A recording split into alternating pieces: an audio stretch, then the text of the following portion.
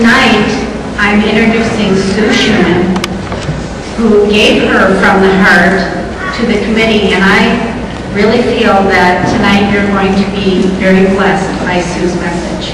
Sue.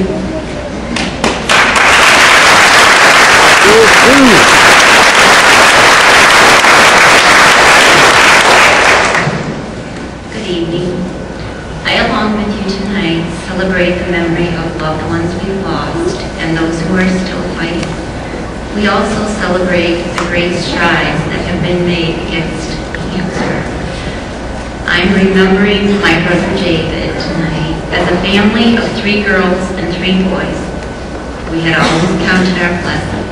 We were all healthy, as well as all of our children. That would all change forever. In October of 2004, my brother David, age 44, ran his first Chicago Marathon. He was a local runner. However, the Chicago Marathon was a big accomplishment for him. He finished in 4 hours and 18 minutes, and needless to say, he was exhausted and we were proud of him. The 1st of November, he didn't feel well. Went into the doctor and was diagnosed with bronchitis. After taking the medication, there was no improvement. He actually got worse. He was given a second medication for a lung inflammation. Thanksgiving holidays arrived and David was very uncomfortable. He had intense pain in his right side, and on the way home from our family dinner, my sister-in-law Angel took him to the emergency room.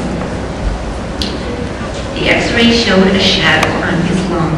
It was said to be a sac of fluid due to his previous lung inflammation and also his intense training for running the Chicago Marathon. However, by Christmas, he was even worse. He couldn't sit down for dinner with our family, and he stood during dinner to ease his pain. He was very thin and pale.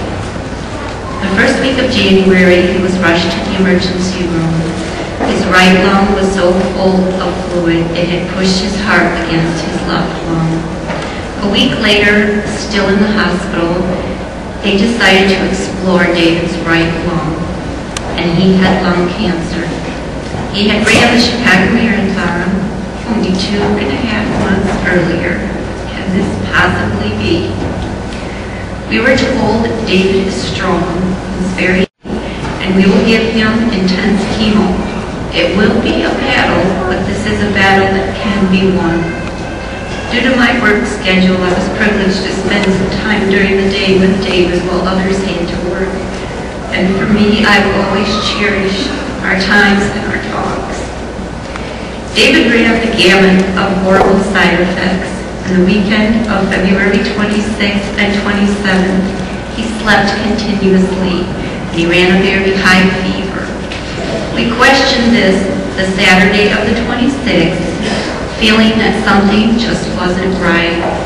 We were told this was the result of the intense chemo, and that night, as I sat in the dark in David's room while he slept, something was wrong.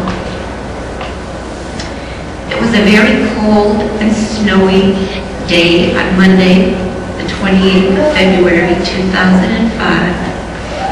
When David finished his last race and received his greatest reward, the gift of eternal life. David died at approximately 5:30 p.m. We were stunned and forever changed. About a month later, I signed up for Kelly Bushu as David's runners. David was a relay team member in Cass County for 10 years. I told my family about my decision to do the team, and approximately a third of them supported me. A third of them didn't, and that was only because they just felt at this time it was something they couldn't do. And a third of them said they would because I kind of told them they would. One of my supporters was my sister, Peggy. We talked, planned, and cried. She was the co-captain.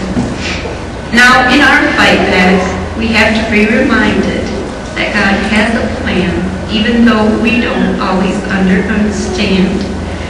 On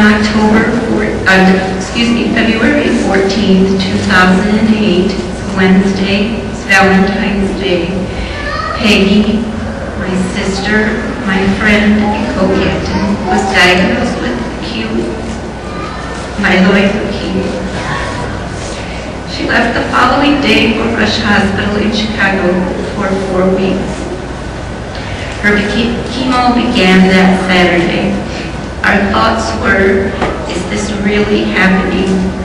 While at Rush Hospital, the remaining results came from Mayo on the original testing done at St. Joseph. She had translocation 1621, a rare AML. They had never had a cage hospital. At times, it was day to day, and she had many complications. She remained there for 8 weeks. I did call the ACS hotline, and they had no information on this form of AML, although they would get back to me, and they did within 2 days. It's very rare and very aggressive, and there's only poor prognosis without a transplant. She came home for 2.5 weeks, returning to Rush Hospital on May 7th.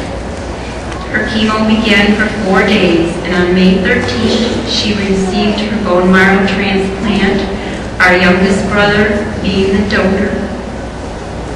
Peggy had many of the expected complications while at Rush. She remained there for 4 weeks and came home on June 5th. She returns to Rush Hospital 2 times a week for checkups. She's very weak and unable to eat very much.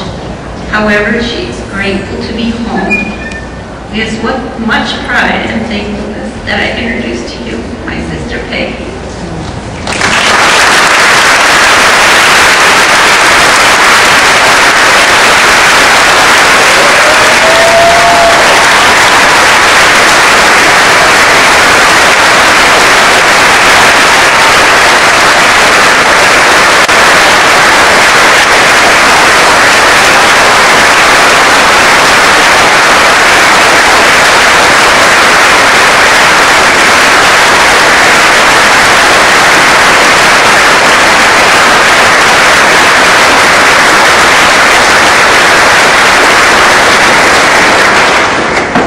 We thank you for all that you do for the American Cancer Society and for allowing us to share our family story. God bless all.